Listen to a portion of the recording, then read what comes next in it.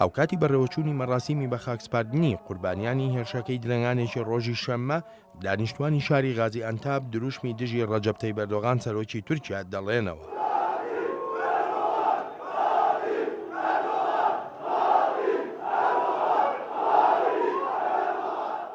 خەڵک هاوار دەکەن ئەردۆغان بکوژە.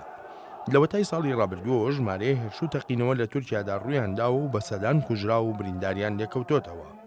لە ئەستەمبوڵیش خۆپیشاندان کراوە وەک ناڕەزایی دەربڕین بەرامبەر حکوومەتەکەی پارتی داد و گەشەپێدان بەهۆی هێرشە خۆکوژیەکەی غازی ئەنتابەوە. ئەم خۆپیشاندەرە دەڵێت پێدەچێت ئاکەپە پێشتر ئاگاداری ئەو هێرشە بوو بێ دەناچۆن ڕەجەب تەیب ئەردۆغان هەروە زوو زانیوێتی هێرشبەرەکە تەمەنی 12 بۆ 14 ساڵانە. خۆپیشاندەرێکی تریش دەڵێت ئەوەی کوشتارەکانی سروج و ئەنکەرەیان کردووە هەر ئەوانەشن کە هێرشیان کردووەتە سەر غازی ئەنتاب. لەم خۆپیشاندانەی ئەستەمبوڵدا دروشم بۆ برایەتی و دۆستایەتی نێوان گەلان دەبوترایەوە.